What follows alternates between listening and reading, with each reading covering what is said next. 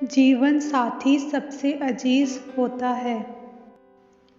College में happy married life पर एक कार्यक्रम हो रहा था जिसमें कुछ शादीशुदा जोड़े हिस्सा ले रहे थे। जिस समय प्रोफेसर मंच पर आए, उन्होंने नोट किया कि सभी पति पत्नी शादी पर जोक कर हंस रहे थे। ये देखकर प्रोफेसर ने कहा कि चलो पहले एक गेम खेलते हैं, उसके बाद अपने विषय पर बातें करेंगे। सभी खुश हो गए और कहा, कौन सा गेम?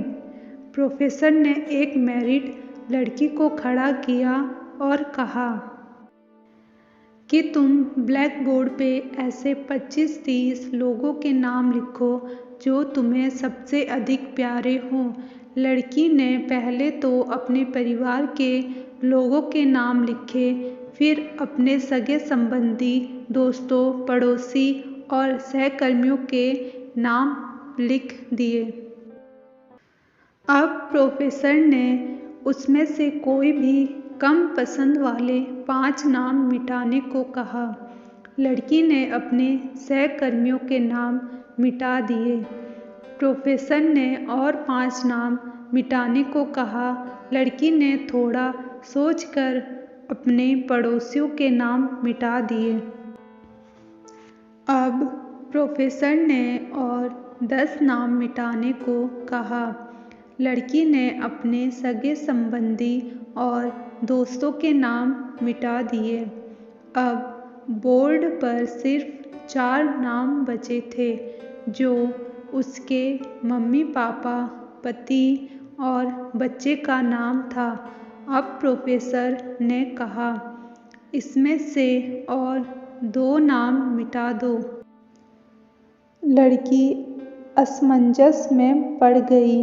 बहुत सोचने के बाद, बहुत दुखी होते हुए उसने अपने मम्मी पापा का नाम मिटा दिया।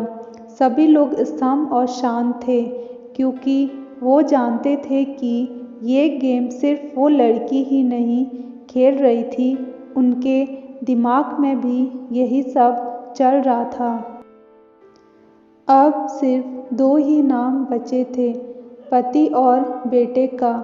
प्रोफेसर ने कहा, और एक नाम मिटा दो।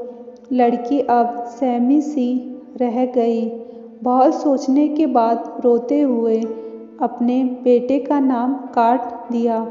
प्रोफेसर ने उस लड़की से कहा, तुम अपनी जगह पर जाकर बैठ जाओ। और सभी की तरफ गौर से देखा और पूछा, क्या कोई बता सकता है कि ऐसा क्यों हुआ कि सिर्फ पति का ही नाम बोर्ड पर रह गया? कोई जवाब नहीं दे पाया। सभी मुंह लटका कर बैठे थे। प्रोफेसर ने फिर उस लड़की को खड़ा किया और कहा, ऐसा क्यों? जिसने तुम्हें जन्म दिया और पाल पोस कर इतना बड़ा किया, उनका नाम तुमने मिटा दिया।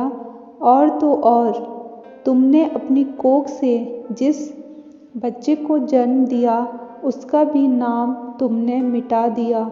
लड़की ने जवाब दिया कि अब मम्मी पापा बूढ़े हो चुके हैं।